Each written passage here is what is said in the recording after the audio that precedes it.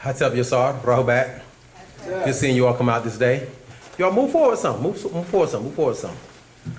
We've been made to sit in the back of the bus, in the back of everywhere for the longest time. We got front seats. It's our house. Welcome, welcome. I promise you, we won't bite. We don't eat flesh. We don't eat things that have parents. Glad you all made it out today to our question and answer class. I'd like to start out, of course, with introducing brothers, myself, Har, Pata, Asar, our good brother here, Ma'at Achet Atum Raye, and another good brother, Sermitut Sihitep Chaut. We are student teachers of our master teacher, Dr. Malachi Z. York, also known as Pa Nababi Anun. We also like to start the class out by declaring that he is innocent of all things that have been accused of, other than telling the truth. Purpose of our question and answer classes is to answer questions that have been unanswered since the beginning of time, based on facts and reality. No assumptions, no opinions, no belief, more importantly, no religion. That's what religion is based on, belief.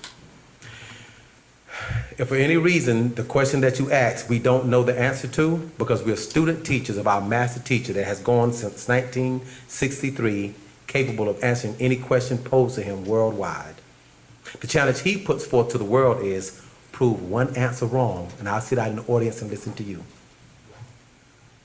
Prove one word wrong in any book he's written. He said, I'll stop writing books. 2014, he has clearly proved that he is the master teacher. That's not an opinionated statement. He's written more books than anyone in a lifetime. That's recorded in the Guinness Book of World Records back in the 90s. Still writing. If you have a question that you have that we are unable to answer, the answer you will get from us is, I don't know. We will find the answer for you and have it, do our best to have it for the next class. One of our teachers do have the answer. It's highly possible I wasn't sitting in that class. It's highly possible I wasn't here back in those days. It's highly possible that when I read that book, I didn't really see that answer in that book. It's highly possible that being that Wu-nuwaupu is experienced, that there's certain aspects of the question you might be asking I individually might not have experienced. So the answer you will get is, I don't know. We will not lie to you. We're not going to opinionate the answer. We're going to give you the truth, the whole truth, and nothing but the truth. So help you us. I said that because it's time for us to stop believing. Our master teacher said to us for the longest time, don't believe me, check it out. And he's been saying that for the longest time. I actually heard him actually answer a question that a brother was asking him, and he says, and don't believe me, check it out. He said, no, I believe you. He said, I said, don't believe me, check it out. That's how you got your ass, I'm quoting him. That's how you got your ass in the predicament you in now, believing people. Don't believe me. I need you to check it out so you'll be able to say, I researched, I searched again, I looked, I didn't know it was there. You're right. I didn't believe you. I checked it out. Now you know it's there. You don't believe it. And that's the most deceptive word in the English language, believe. Because people can believe and be 100% right, and they can believe and be 100% wrong. But if you're going to base your soul salvation on something, you can't believe it. You might be right. You might be wrong. We ask family that when you're coming to our question and answer classes, please bring paper and pen, pencil, feather, I don't care. Bring paper and pen, because when we tell you certain biblical quotes, Quranic quotes, scientific formulas, word translations, actual facts, patarak, when we give you actual information and say to you, don't believe us, check it out. You can write it down and say, I didn't know that. But if you don't write it down, you're going to be put in a position and forced to believe us. And then you're going to turn the Wu-nuwaupu into a religion to you, not to us. We don't believe. The fact that we have this spread of books in front of us, and this computer in front of us, and definitionaries, and lions, and tigers, and bears, oh my. All this we have up here means, no, we checked it out. Because when we stand before people, we're going to tell people the truth, the whole truth, and nothing but the truth. You can't find that in a church, masjid, or synagogue. Believe me, I've been to all of them. You can't find it. We also don't pass the collection plate around. This is not no church thing. We actually just simply bring questions, paper and pen. Bring your scriptures, bring your past information, and we'll do our best to answer. So if anyone have a question, we'll do our best to answer, and we'll just pass the class on to each, student teacher as we go on. Otherwise, I'll talk until you come up with a question. You have a question? Please step up to the mic. We'll do our best to answer, sis. Greetings. Greetings. Can you hear me? Taya. Testing, can you hear me? Mm-hmm. We can hear you. Okay. I have a question. Have you read this book called Black Genesis? No, but I've heard of it. Okay. I just hadn't read it. I just want to know, do you know anything about this Zodiac called the Dandora? Dandora, yeah, Zodiac. Mm-hmm. I mean, like, I was trying to read it and I was trying to get like a good understanding of like exactly what the what the architecture symbolized, like what the whole purpose of it. So,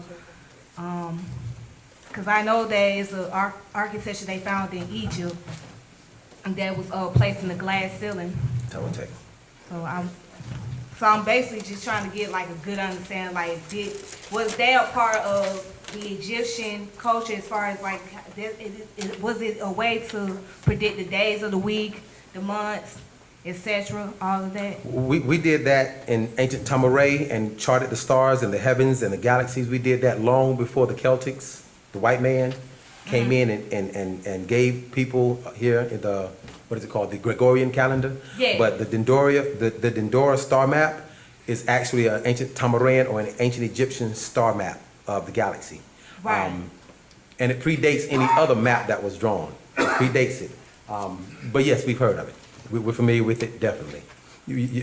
Everything that they have concerning a map, concerning the star constellations, concerning galaxies, even concerning the planets, all existed from Tamaray. They got all the information from Tamaray. Even the fact that on the pyramids or on the walls of ancient Tamaray, there's actually, when they show like this galaxy, particularly the Milky Way, they show this one, they'll show Utu, they'll show Shemesh, they'll show the sun, and then they'll show Mercury, Venus, Earth, Mars, Jupiter, Titan, Uranus, Neptune, Pluto, as they show us like in school, but they left out the planet Meldic. Ancient Tamaray had the actual planet Meldic, where you have Mercury, Venus, Earth, and then you have the moon that was once connected to the Earth at the location where the Grand Canyon is at, and the moon broke off, or was broken off actually. But the moon, which is a planet, beings inhabit it today on the dark side, and then you have, which is a planet, and then you have Mercury, Venus, Earth, Moon, then Mars, Jupiter, Meldic. And Meldic was a planet that existed right now today where the asteroid belt is at. You follow? And the asteroid belt are remnants of a planet Meldic that was destroyed that is still following and charting that same path. You with me? Okay, that star map, the Dandora star map, in addition to many other maps that we've drawn, do exist and or did exist in Tamaray. But yes, we're familiar with it. I just want to know, I'm just curious, do they still use it till this day, or is it no longer in use, or do they have other forms of just looking at predicting the stars, the moon, and the days of the week and all that? I'm talking about as far as, in the... No, they don't use it, and we are not using it today, mainly because, again, being in this land, being here west, the map that we're not using that star map, but it does exist. It's still standard. It still is applicable today as it stands. What I'm saying to you is that was a map that we used in our culture when we was practicing our way of life, Wu-nuwaupu then. And that having been stolen and or taken from us and or stripped of us, we was introduced to a different calendar. Everything that they took, when they take something from our culture, to see to it that we don't link back to it, try to see to it that we don't link back to it, to try to see to it that we don't make a reconnection or reactivation in our minds of cells. They actually take it and change it up and lie to it. Like for instance, our Nuwaupians, we have 19 months in our calendar. There's 19 days in a month in our calendar as Nuwaupians. There's 5 days for the week, and then the fourth week is 4 days. 5, 10, 15, then 19. So we have 19 days in our month, and there's 19 months in our year. What happened is that you have the Gregorian calendar that exists of only 12 months, and all this goes back to their whole 12 disciples, 12 candles, 12 angels, 12 scriptures, 12, 12, 12, 12, 12. It all goes back to that whole 12 thing. If I start explaining it, I'll go slightly off subject, but ask me during class, I'll reroute it and take it back to 12. However, they took and added different names to the titles of the months, and they also took months away because of the calculation. It's also one of the reasons why they always flip the time back, flip the time forward, Right. flip the time to try to mislead, misguide, misdirect us. Always keep us on the lie. As long as you're always thinking the lie, Earth is spinning on an axis and it's revolving around the sun. At what point is it necessary to go back an hour? If it's constantly spinning on an axis this way, at what point is it necessary to go back an hour? And when did the Earth really go back? Why are they lying still? So in the Gregorian calendar that has 12 months, you have even a miscalculation of that. I'll explain to you how. Let's start with December. We were taught in school that density means what? Which place is density or decimal? Which place does it position itself in the chart? That's not a trick question. 10. Very good, Ella. 10. 10 place. Decimal, right? The decimal point is that the 10th place we have, right? So density means 10. Right. Yet, December is not the 10th month of the year. It's 2 places down, the 12th month. Right. Let's keep going. November is from Wu-nuwaupu, 9. Everyone in here can count to 10 in Spanish. Everyone here. But November, Wu-nuwaupu being 9, November is not the 9th month of the year. It is the 11th. Pushed 9, 10, 11, 2 spaces down. October, from octagon. 8. Octagon has 8 sides. October is not the 8th month of the year. It's pushed 2 places down to the 10. 10, 11, 12. Pushed 2 places down. It's pushed 2 places down because Julius Caesar, June, July, Julius, June, July. Julius Caesar added June and July to the calendar, pushing it 2 spaces down, still giving us a wrong calendar even by that calculation. Well, okay, but Incorporating their names into our stuff still, trying to give themselves some validity because they have no culture. 6,000 years old, we, as Nagaru, as Nubians, as Wu-nuwaupians, are millions of years old. They're 6,000, trying to find some validity. Even in his story, he still lies. Follow? So yes, so the calendar is wrong. So we don't use it because here in America, how will we apply it to our daily life? You can't use our calendars to go to work or to provide and go about your daily activity. That's why our master teacher said to us at one point that Tamare was a decoy. We were amazed to hear, what do you mean it's a decoy? He says, some of you still love the white man so much you still want to live around him, still want to live amongst him. He says, so we built with our hands. Brothers here helped. We built with our hands. Elder here helped.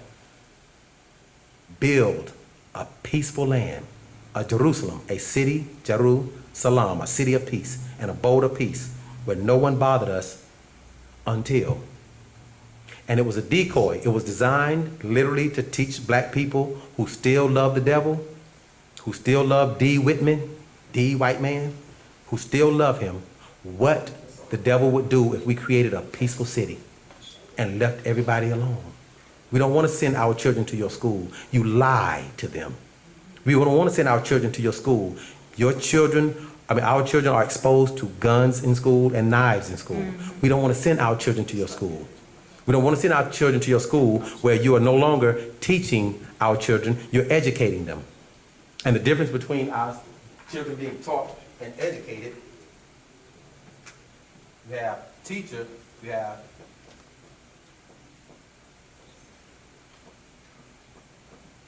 the teacher would teach everything she had learned. All of their years of experience and all their years of learning, all the years of schooling, they would teach everything that they had learned. They stopped teaching and went straight to being educators. The word educator means to edit out what we don't want you to know.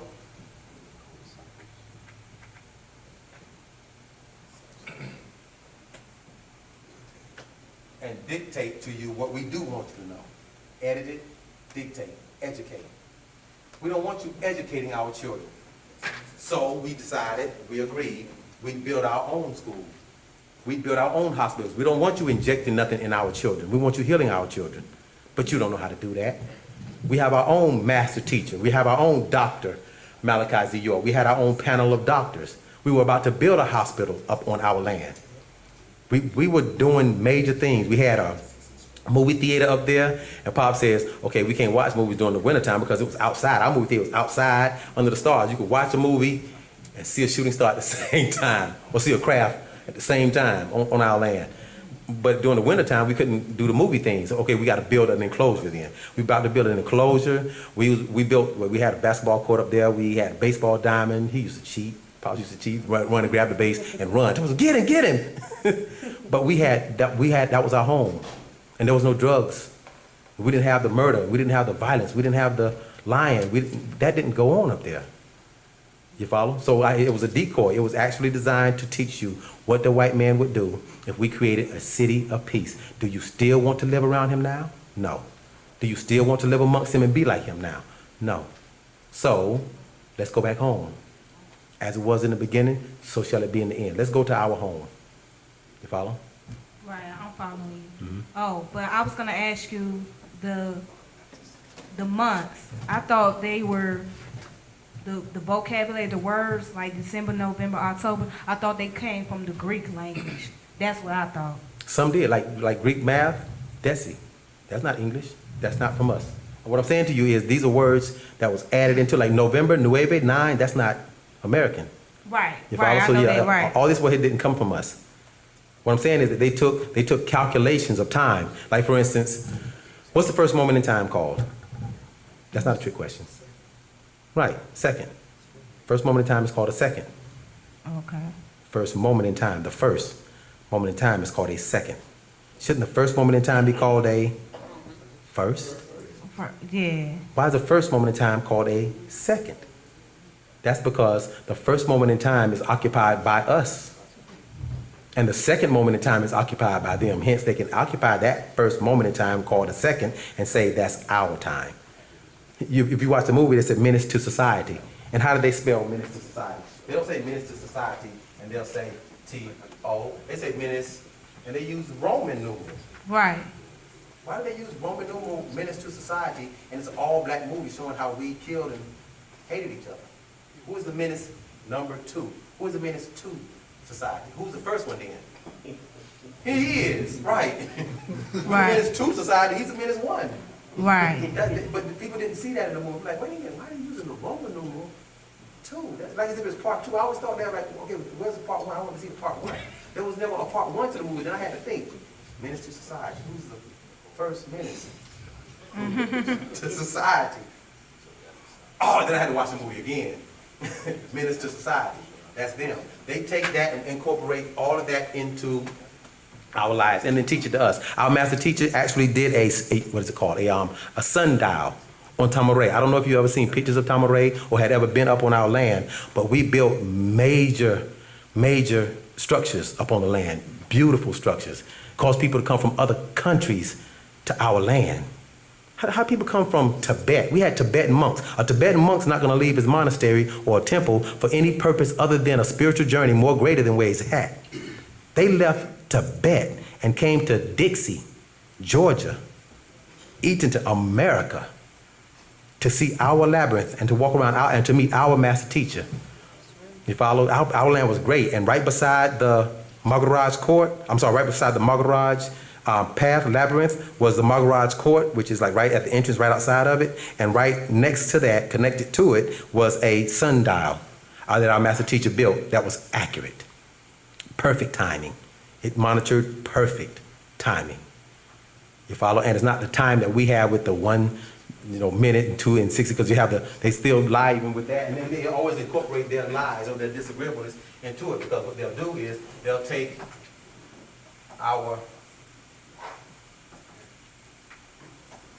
they take time and they'll say there's 60 seconds in a minute, 60 minutes in an hour, and 24 hours in a day. Sorry, 2 plus 4 equals, so it's 60 seconds in a minute, 60 minutes in an hour, and 24 hours in a day. Back to your 6, 666. Still mine. Still not using the first moment in time because they can't occupy it because that's ours. And it's actually occupied by the woman. Hence, the president's wife is called the first lady. First is occupied by one position. How he the president? President means to preside over. How is he the president? She the first. How could he preside over if she's the first? You follow? And the white man knows that. This is why he has a woman running his businesses, calling her a secretary. Has a woman running his corporations and calling her a cashier. You follow? They have them running businesses, making business deals, and then they put the man out front and have him do that. Our women run ours. They do a magnificent job.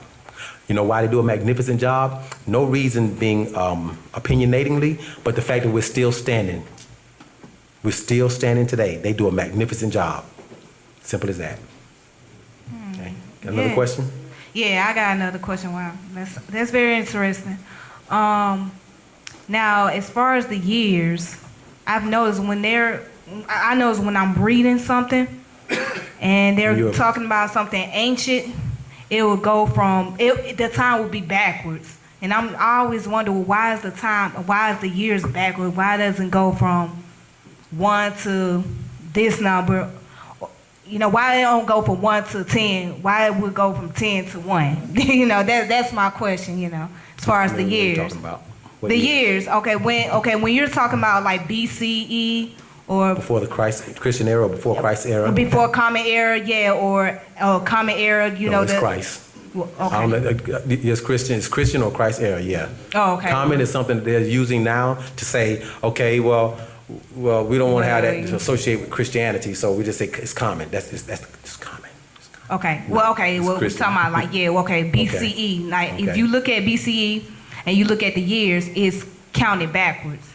Like the number is kind of switched around, and I always wonder, well, why is the number just switched around like that? I'm not familiar with the numbers. You're talking about being switched around or backwards? Because I'm not familiar with what you're talking about. They have like 0, 0, 0, and 1 on this side. Like say, okay, a person was born like around 693. Instead of being 693 being first, and it will be the second, and then the year they die will be first. So it will be like, let's say, Yeah, I'm not getting it'll be something like 763 BC through 693 BCE. You know. I don't get it. She's talking about when like they doing Roman calendars and all of that. They go backwards. The years are larger from the time you start. Right. From the left side. Right. Now you get what I'm saying? Yeah. Oh, you do? Okay. One more. Why you ain't say that? I'm just playing. I'm just I get what you're saying. All he did was just reword what you said. And that's it. And I was like, oh, I get it now. It's, okay, I thought maybe he's writing it up. Let me check. Okay, the statement when they say before Christ, and it's also the exact same thing that you'll see on your element charts, where you have your, and you taught this in high school, in school. Let me write my left hand so you all can move out of the way. You have your 0 point here, and then you have the line here, and then you have everything here is your -1, and then -2, -3, negative. I wrote this hand so many times I learned how to write my left hand. And then you have 1, 2, 3, 4, at this point. Okay. Right. This point here was their Jesus. And everything before that was before Christ's era. So it goes backwards. Okay. That's it. It's as simple as I can explain it. And then everything from Christ was supposed to start from the year 7 AD, and it started going forward. It was supposed to start with 1. It started at 7. You follow? And it goes from this point here forward, and then you go 1 year, 2 years, 20 years, 30 years, 50 years, 6,000 years, 2,000 years. You follow? But they also made the mistake of it supposedly actually had started with their And they were supposed to have did it with each atom. They were supposed to have did it with Adam and Eve, because there was 5 sets of atoms. There was 5 sets. Right? Adam was not the beginning. The Adam and Eve of the Bible, the Zakara and the Cabal, the whole let there be light, and poof, there was light. That was the 4th one. That was the 4th Adam and Eve. And then after that, Noah and Naamah, which was Noah's wife, one of his wives, he had 3 wives. He had one wife that was raped by 5 men and killed, murdered before the flood. He had another wife that didn't want to come aboard the ark, with him. And I'm telling you biblical story, of course. That didn't want to come aboard the ark with him. And she wanted to stay because she loved her son. That was her child. She wanted to stay with him. He didn't want to go. So she wanted to stay with him. And then you have the 3rd one that did now, but she wanted to come aboard the ark with him. Okay? That was their 5th Adam. And from that point, it should have started over again. You follow? And it should start from that point, 1, bam, forward, going into their calculation in timing. And they supposedly had done that at each one of their atoms. Well, Jesus was another one of their beginnings, points. And it should have started from that point, but it didn't. It didn't, so the calculation was off. But when you're going from here back, that's why. They're going before the Christ era, before Christian era. They start the calculation back like that. And the calendars are really all in deception. It's all wrong, totally wrong. They can't give you an accurate calculation, because how would the devil give you right? How would the devil give you facts? How would the devil give you science that is based on facts? How would they do that? Why would they do that? So they'll have to give you a lie. They have to give you false information. See? Yeah, definitely. Have you, as soon as the sister set up, and I'm not sure if she will, but you can check the book here, The Lost Records of Time, because you mentioned the Dendora map. And this particular scroll here, this actual fact, is one of the ones our master teacher wrote about. Have you seen it? No, that's the first time I've seen that book. Are you serious? Yeah, that's the first time I've seen it. I didn't see it out. Oh, goodness. Hopefully she'll have it set up, and if not, she'll have, we'll have it in the books. Is it new? Define new. I mean, like, is it something that just came out recently? Oh, no. Oh. No, it's something recent as far as what, a year ago? Yeah, about 2 years. Oh, okay. The time does real funny things to us. Oh, okay. Time does a real funny thing Yeah, that's the to first us. time I ever seen that book. But no, it's not. It actually has the actual picture of the Dendora map that you spoke about on the front, and a lot of outformation inside of it. I say outformation because our master teacher gave us for many years information, and information was knowledge on this planet, about this planet, that you can find in this planet. And therefore it was called information. And information was designed to keep you literally in formation, in a certain mind state. And he started taking us out of that, and he prepared us. He said, I'm going to take you on a journey through time and space where you won't be able to go to the white man or go to their libraries or go to their dictionaries and define and look up what I say to you because of the statement he's been saying for years. Don't believe me, check it out. He said, I'm going to start giving you all outformation as opposed to information. Outformation is knowledge outside of Earth's atmosphere.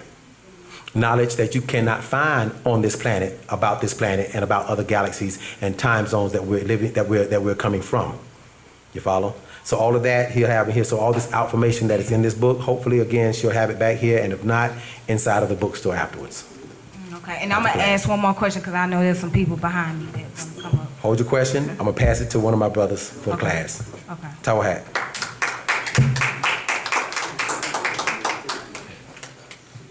All right. What's up, everybody? My name is Ma'at Akhat Atumraye, and at this moment, I'm going to take the next question. Okay, there's another question going back to the whole astrology thing in Egypt. Now there's a how can I say it? It looks like a cone that's sitting outside of Egypt. It's like in the circles. It was said to be used as a calendar. You know what I'm talking about? You talk about Is it not? you said outside of Egypt. You talking about Right, it's called Napta player. Yeah, you talk about the Napta player. Yeah. Calendar circle, Napta player. Yeah. Okay. So And I actually, mean, it's set between what modern Egypt today, which they call Upper Egypt, which is the lower part, and the Sudan. And Napta player is actually a star map. But go ahead. okay. So I guess maybe the brother had answered the question earlier about the whole months. How many months was in the Egyptian calendar? Like 19 months or something? With it, did he say? What it is first of all, you have to understand, in Egypt, there were many different calendars based upon who came in and took rulership. You know what I'm saying? And based on different kind of nomes in Egypt. You know, you had different kind of rulership, although they all lived in harmony together. Upper Egypt, or Hutkaba, and Lower Egypt, Hutkata, right? So when dealing with time, let's just say, for example, I have a certain rulership in Egypt, and you have a group of people who are nomadic, who came from a different region or different land, and they base their time differently. They will come into Egypt and incorporate that time. But when you deal with the original timekeepers of ancient Egypt, which is what that book goes into, the lost record of time, there were certain masters who held the true records of time because it was logged in the motion of the cycles that took place, the 24,000 year cycles and the processions that would happen and how it affects us, the children of the stars on this planet. You know what I'm saying? You know that because of how the pyramids is built, where they're built, and how certain shafts are lined up with certain star constellations. And they had to log the motions of those, of the planet around the solar system, and when it has that conjunction with those different star systems. Just like we have Leo star system, and you have Sahat or Sirius, and you have Sahat, which is Orion, and Sabatat, which is Sirius star constellation. And in fact, the Nepta, right, was the first astrological map on the planet. You know what I'm saying? And that is an actual fact. It's the very first, and it was created by ancestors. And the fact is, when they put the number system in the calendar system in the computers, they realized just how far back these ancient ones were logging the stars, 54,000 years and beyond. You know what I'm saying? The thing about the star map of the Nepta, it not only served the changes in the solstice with the planet dealing with the season, but it also dealt with the logging of the Orion star system. Go ahead, sister. Okay. I mean, that's all the question I have. So. Oh, no, that's fine. I thought you had more to ask from... No, Okay. that's all. I'm going to let some people come up because I've seen some people behind. That's fine. But also, in fact, just to add to it... Okay. I got you. What is this? Yes, right. This is a book I also would like to refer you to when you want to find out more about the Dendora. It's called The Procession Change 2012. And what you're asking for, it all ties into that procession logging, knowing the time, the day and time we're in. You know what I'm saying? And our ancient ones knew about that. Along with the star map of the Nepta, right, or the calendar circle they call it. It was one circular area called the calendar circle. Across from it, you had another set of stones lined up, right? And those stones were lined up to log each star that they were logging with the rising of the sun. They call it Hikul Razan, vertical equinox. You know what I'm saying?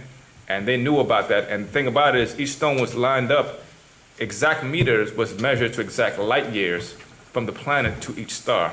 That's how advanced they were pre-Egyptian dynasty. You talk about the ancient Neolithic people before the dynastic periods, which dealt with the 46 dynasties. You know what I'm saying? Then you had the ancient ones, or ancient Egypt, right? You had ancient Egypt, then you have Egypt that we love and know about with all the feathers and everything. You know what I'm saying? And then you had the Ptolemaic dynasties that came in when the Greeks and them came in and took over. Right. And that's how you log that. But pre-Egypt, when you deal with the Tahites or the Neolithics, those people who lived along the Nile, they had an astonishment advancement because they were in direct contact with their ancestors or those extraterrestrials who were responsible for seeding them on the planet. That's what that's dealing with. Okay? So I just want to give you a little more information on that. And whenever you have any more questions dealing with this, feel free to ask anytime. Okay. All right. Thank you. You're most welcome, sister. Okay, anybody else in the audience who may have a question? Let's give them a chance, good brother. Go ahead, brother. Not gonna beat you up, man? No, I just want to think how to formulate it before I see it, that's all. That's a very smart move. It's about that. All right, right now I got some questions from the Chicago bookstore. Got like 7 questions. Okay. Came up there. 7 questions. Yeah, from the Chicago bookstore. All right, here's the first question. The first question they want to know is, the Enneads were before the Ogdoads. Who are they? Who are their ancestors? And would that be another species of Nagaru? Who is whose ancestors? I'll read it again. It said the Enneads were before the Ogdoads, right? He said the Enneads were before the Ogdoads. Yeah. Okay. Go ahead. who were their ancestors, and would that be another species of Nagaru? Nu'ut. First of all, whenever somebody asks a question, it would be, in all fairness, right, to those brothers and sisters who's asking the question from Chicago, to please bring the resources from which you're getting this knowledge from, as far as the Enneads being before the Octoads. Because as we know it, right, and now I'm going to say this, and then I'm going to also explain why it may appear that way. As we know, as our master teacher has taught us the truth about our existence here as Nagaru, right, we existed as Etherians first. We had etheric parents, right, who resided in the omniverse. These are interdimensional and extraterrestrial beings who are responsible for us, right? When you deal with incarnation, when you come to this blue rock, they're personified from a gaseous-like state or etheric state, right, into the gaseous state to this planet, from that to going down into the waters. And when you know anything about evolution in the waters, right, you go from single-cell organisms to amphibians to reptiles. So this is talking about the Ogdoads, the four frog-headed and snake-headed beings. Okay. And from that, them coming out of the waters, right, you have the Enneads, who will be considered the first mammals. You know what I'm saying? Okay. So this is where that story takes place. Now, when you deal with the cosmology knowledge, those stories move in cycles. The thing about it is, we've been looking at things so linear to the point where everything, even the way we question things, is very linear, right? Like you have a singular point, and then everything else branched off from that singular point. When in fact, everything in the universe is circular, or moves in cycles and circles, and the story could be repeated and told using the same characters. So the birth of the universe will be using the same characters, the Enneads and the Octoads, and they place into it. Just like the story of Atum and that great ejaculation, that was dealing with the Big Bang, because Atum had all the ingredients necessary for all life. Okay. And he is the self-created Nathar. You understand? So how can the Atum be before the Octoads? But that story is told that way, and then later on the Octoads came into play, then later on the Enneads came into play, then later on the Octoads came into play. I follow. Cycles and circles of time and space in the universe. You know what I'm saying? So this is why I say that. Whenever you have a question, bring the sources, you know what I'm saying, good brothers and sisters, that way we could further explain it and give you great details in dealing with that. So as far as our evolution, as Wu-nuwaupians here, we trace it back to the Enneads. Because if you know anything about the ancient rulers of Patamare, each great pharaoh had a blood link to Harar or Horus. He was a manifestation of the living Nathar in the flesh through blood link. You know what I'm saying? And Haru or Horus was a real entity or real being that walked the planet, right? And we know Har was the son of Seer. Exactly. And he was the son of, and you go further and further back on, the 9 Enneads. And they came by way of the 8 Octoads. You know what I'm saying? And this is how the story, depending on how the story is told, it can be utilized in that particular manner. All right, makes you know what I'm sense saying? now. Yeah. That's what it's dealing with. And that even ties into the nature of the Dendora. Going to that sister's question earlier. The thing about the Dendora is very mystifying because they have yet to really truly explain it, except for our master teacher. He has given us the facts about the true nature of the Dendora and what really it represented. And these Mukasus who came in to learn, they took the knowledge that was given, perverted, and became the Zodiac, or Zodiacus, which means animal circle. forms, yeah. And that later became incorporated into, what's his sign, brother? Leo. Leo, what's your sign, sister?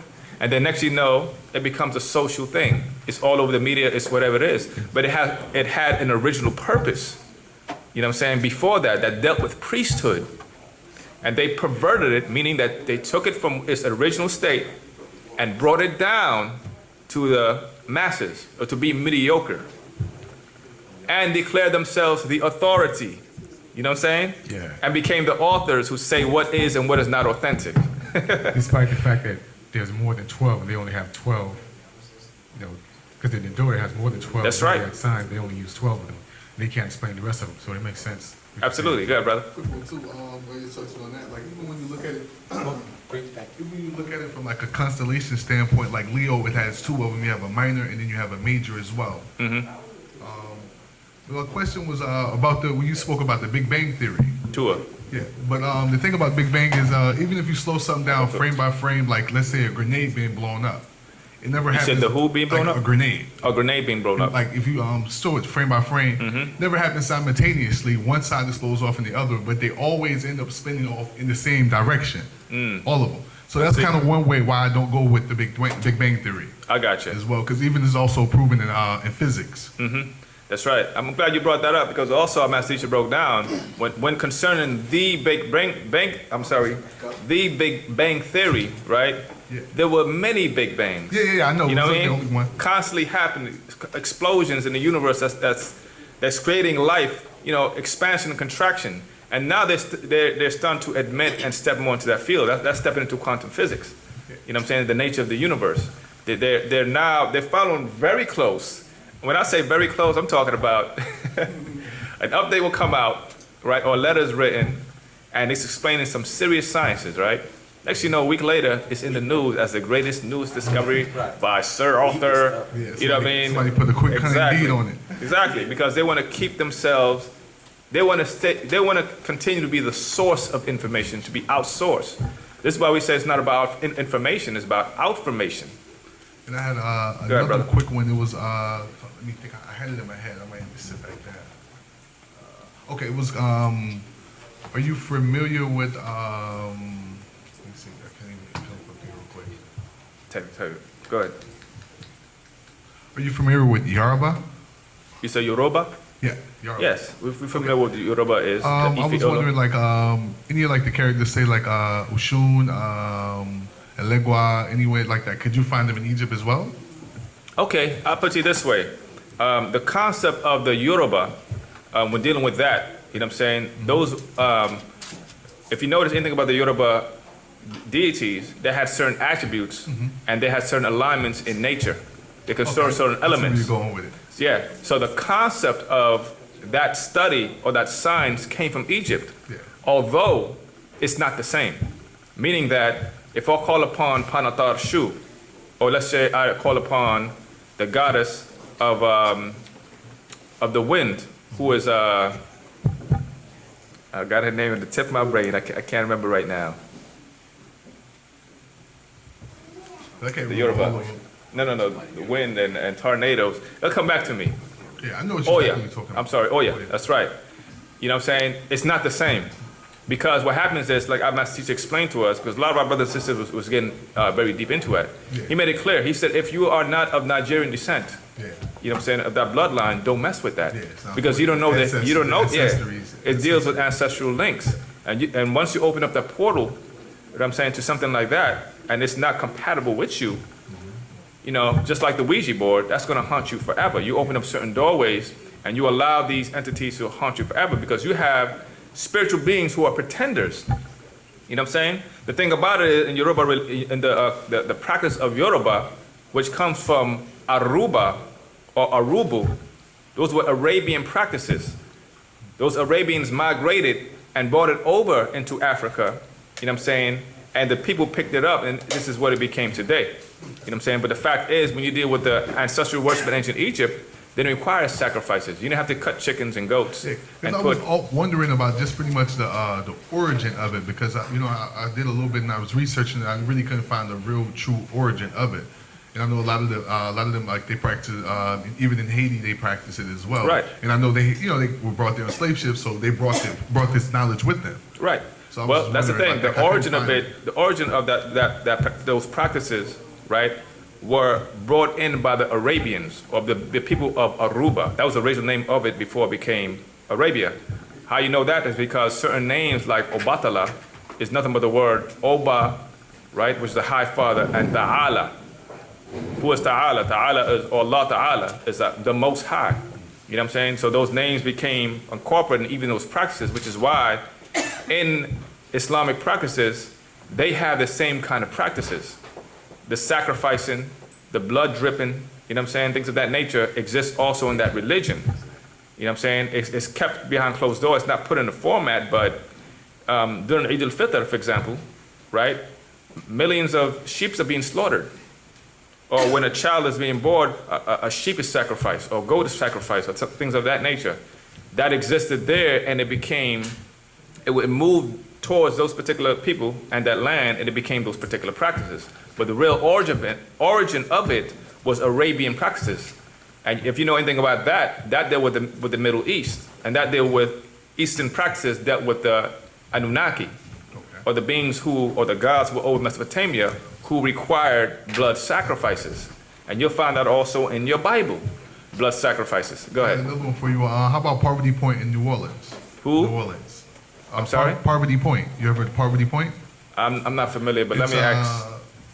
Property Point? Nobody? Okay. It's basically they giving the credit to England's to Indians as well, but you can see down there like, I know you're in the Moorish Empire, the Moors and stuff like that, but a lot of their symbols and things are there, even things from Egypt, are Okay. there, like the just the symbols and stuff like that here in America, and even the one like about the pyramids they have here in Georgia. Absolutely. I'm sure you know about that one. Yeah. And they were made by the mound builders, basically. You know what I'm saying? Our descendancy. Yeah. Go ahead. Oh, that's good. Oh, you just, I got you. You just shared information. Most definitely. I got you. I understand. Thank you. But there's a book I would highly recommend you read. It's called Feeding the Forces. I read that. You read that? We were Okay. talking about earlier with the ancestry in it. Okay. Like, the craving for meat and stuff like that when you really don't eat meat as well. Absolutely. Yeah. Okay, I got you. All right, brother. How you doing? I'm doing my best. How about yourself? I'm doing good. That's good. I got a question for you. I'm ready. What do you think about the military? What do I think about the military? Yeah, Which military is? all the branches. Every military serves their purposes, just like in any nation. So if we have a nation, which we do, we have a military which protects and polices the nation. All right, because I was thinking about joining the Air Force. And I know some people that are like in my family and stuff, but they don't agree with what I want to do. I mean, I have no problem with that, but I just want to know what's your view on it. Okay. My brother here is going to go ahead and take over this question, okay? All right. All right. Our master teacher was asked that very same question before concerning the military. I knew he was asking it from the viewpoint of considering going into the military.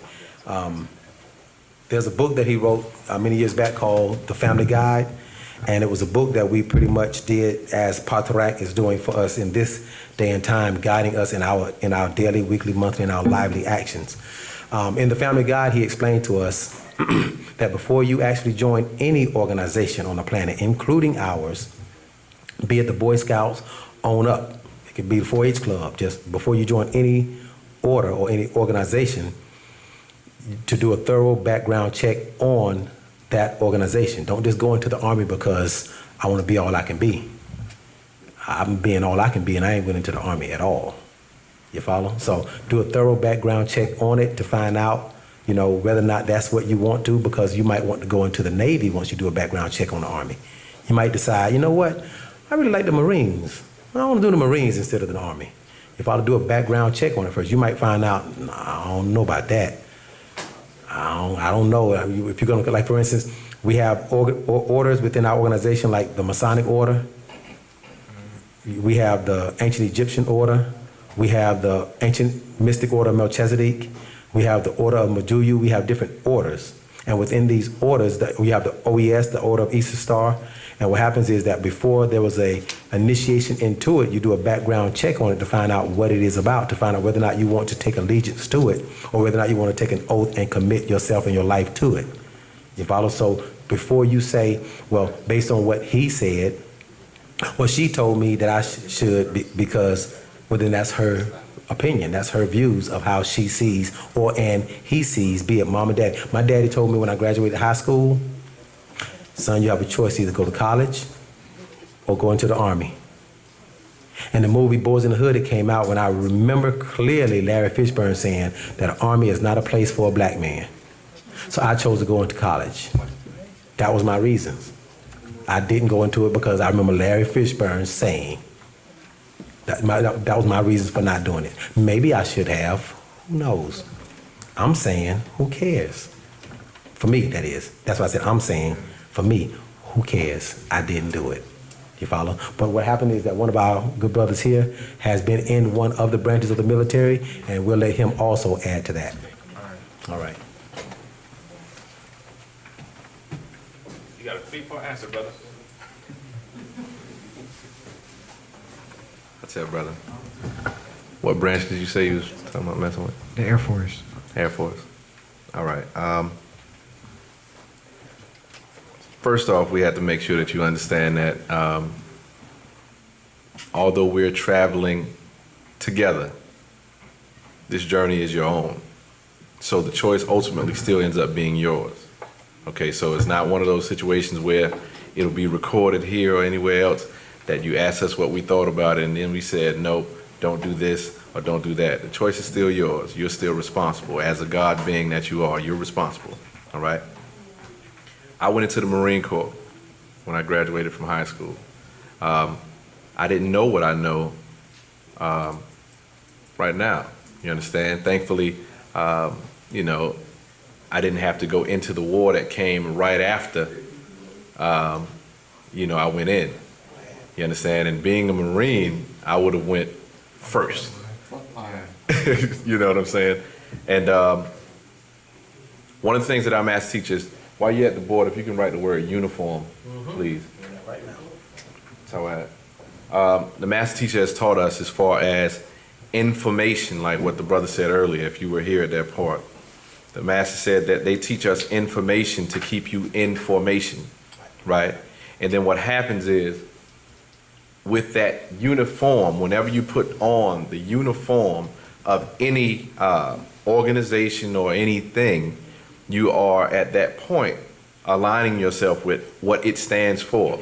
You are a representative of that. You understand? So there's a book here that says who you are, not what you accept. Actual fact number 24. It says, verse 20 says, you Negroids, the African race, can never liberate itself without knowing and accepting and practicing the law of opposites, as taught in Wu-nuwaupu, divine laws of nature of who you really are, not what you have become over these past 6,000 years of death's rule. Don't believe anything death teaches you. He is a liar by nature, as you are the truth by your very nature, being opposites. Many Negroids lost in the West called America have been lied to. This evil man and his story, history, like in the case of Abraham Lincoln freeing the African slaves, that's another lie, right? Here you're in a situation where the reason, and correct me if I'm wrong, how long ago has it been since you graduated high school? A year. A year. All right. Between the time that you graduated high school and this point, how would you say you felt that you were doing insofar as your economic development as a person? Economic development? Yeah, I mean, like as far as job or anything like that, do you feel like you're up to your best potential as far as yourself economically, financially doing for yourself in that regard? No. So did a recruiter speak to you about the Air Force at any point? Have you spoken to anybody about it at all? Yeah. Have you spoken to anybody in uniform about it? Actually in it? Mm-hmm. No. Have you seen commercials? No. Have you done any research on the Air Force?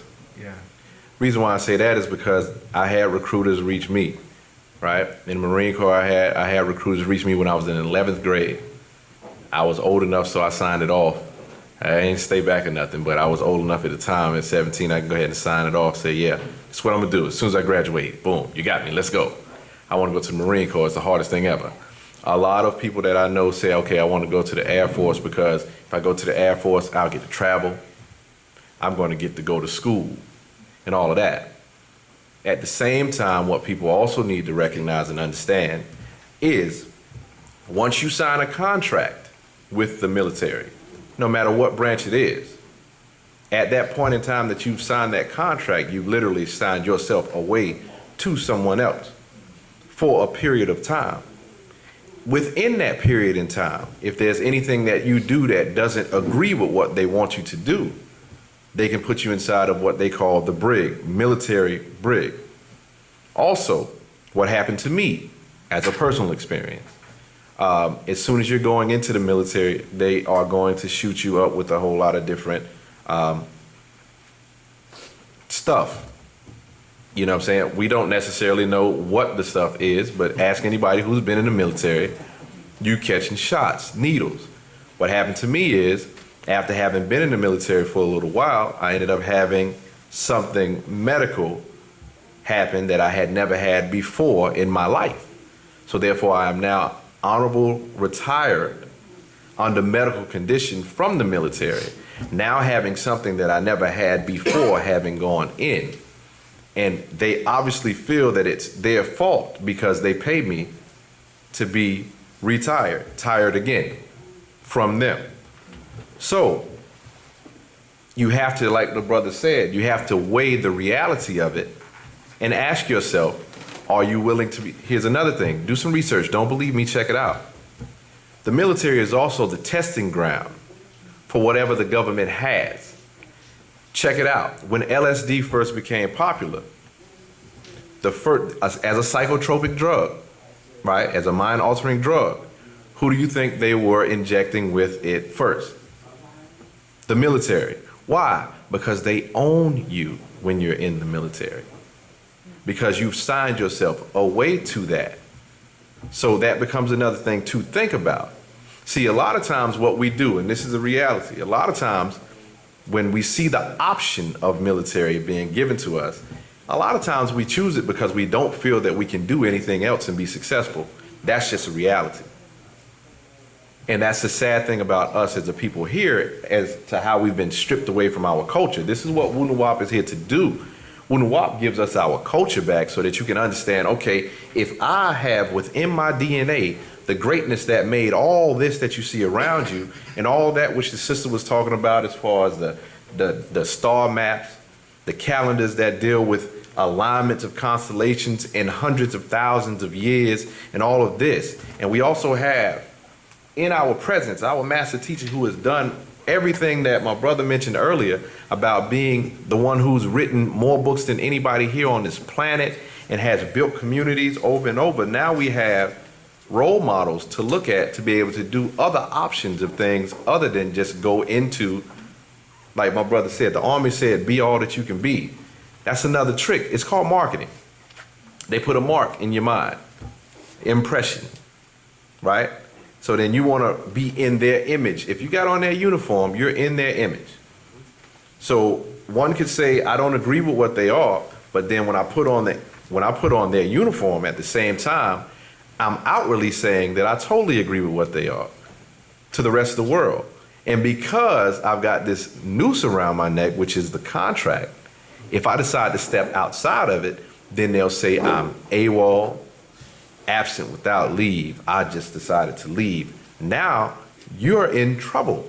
Now it's a whole different type of prison. You understand? So take the good with the bad.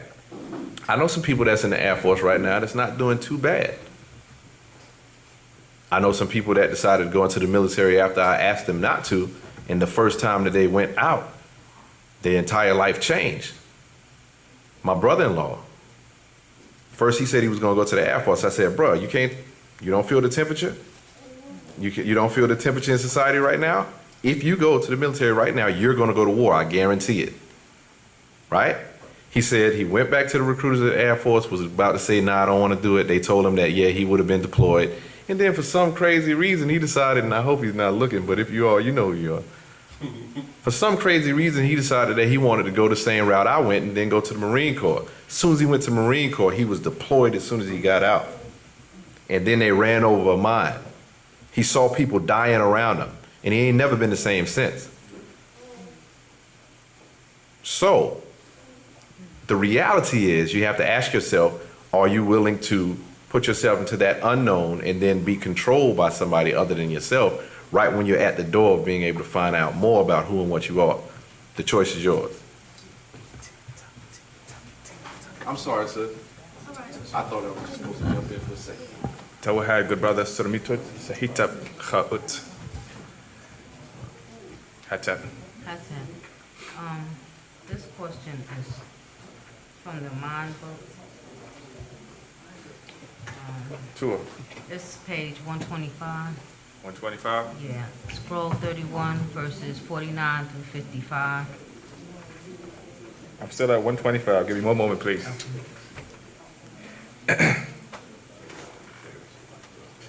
Okay, page 125. What else you said? Verses 49 through 55. Verse 49 through 55. Okay. Go ahead with your question. Well, can I read this first? Tua.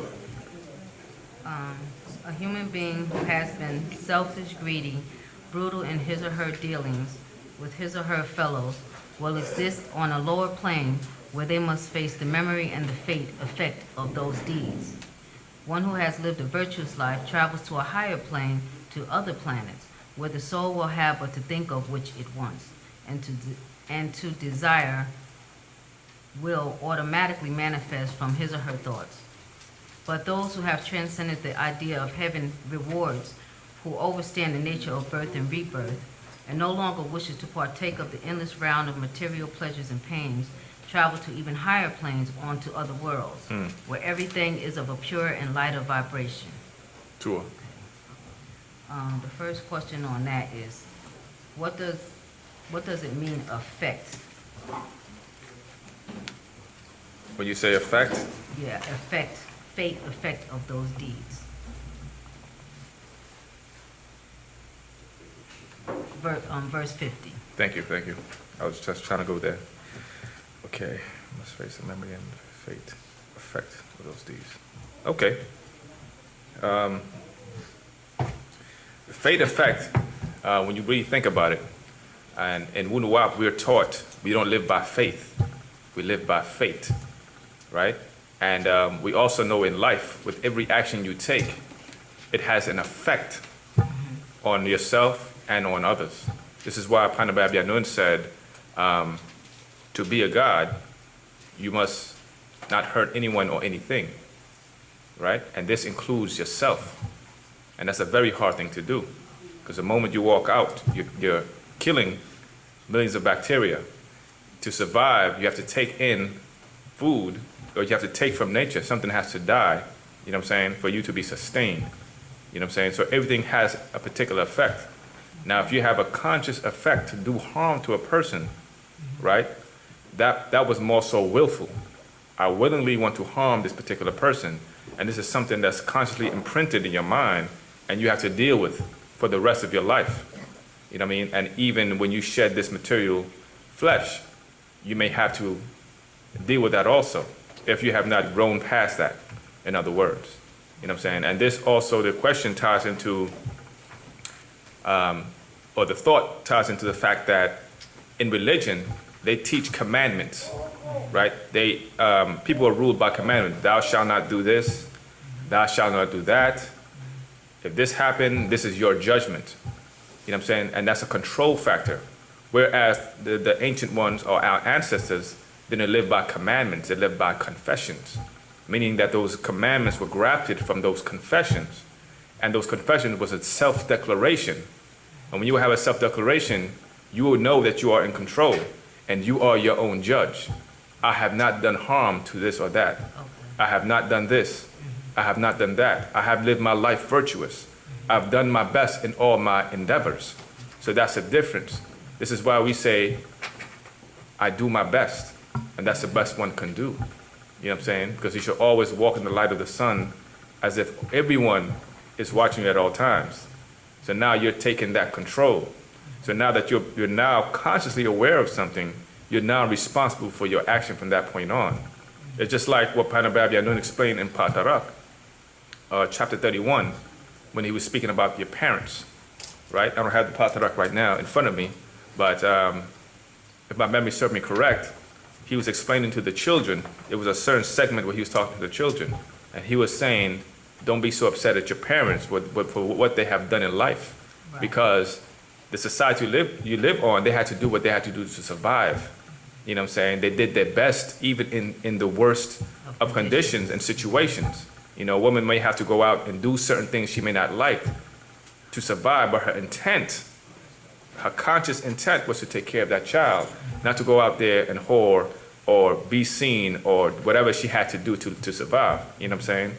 So that right there, that intentions or that pure conscious intention is what will reveal your next step. You know what I'm saying?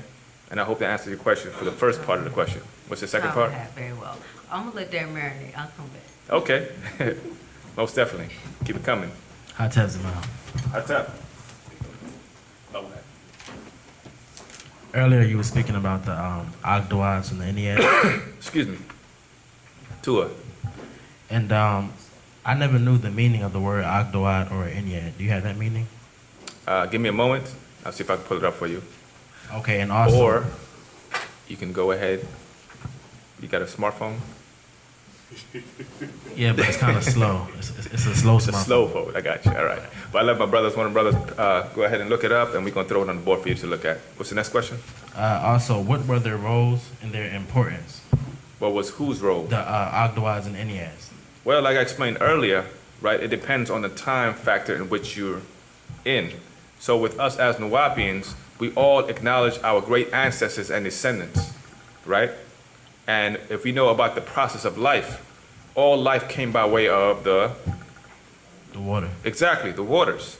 So in ancient times, the they sun. spoke about the chaotic waters of Nun, right? Where Atum, through the lotus flower, gave birth to himself. And that was, what's the word called? That was symbolism explaining life coming forth out of the water, and Atum having all the necessary ingredients for life to manifest, right? And also when Panabab Yanun explained to us about the chaotic waters of Nun, when you take it from this planet and then you take it to the woman's womb, that's the very same thing. Because the moment a man ejaculates those sperm, which are nothing but tadpoles, right? Or semen, as you say, seaman phonetically, if you really think about the word, they're raced to egg to fertilize the egg in that chaotic water, in that darkness or that Nun, to manifest a new form of life from that point on. So when you look at this great planet Earth, right, before life existed, this planet was in a certain state. There were gases, certain gases, and ammonia and methane on this planet before the vapors came down. The point is, right, we know that existence go beyond the waters. We exist in a gaseous-like state first, or etheric state, as non-ether beings. So when those Natharu came here to personify in the flesh, they first came etherically, or to better grasp it in a gaseous state. How you know that? Because they teach us solid, liquid, and gas, right? Everybody heard this before, right? Solid, liquid, and gas. But the fact is, it's actually in reverse. It's gas to liquid to solid when you deal with subatomics.